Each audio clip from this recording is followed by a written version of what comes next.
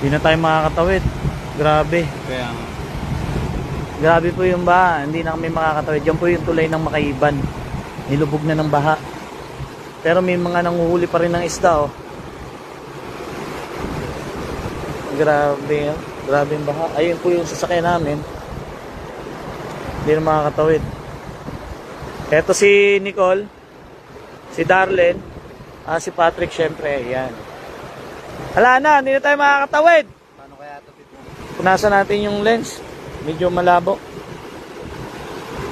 Saan ba? Yun.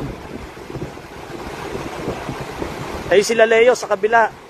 Dugo sila, no? Leo, iikot kami dyan. Dito! Hindi na kami makakatawid dito. Hindi ka rin nakatawid!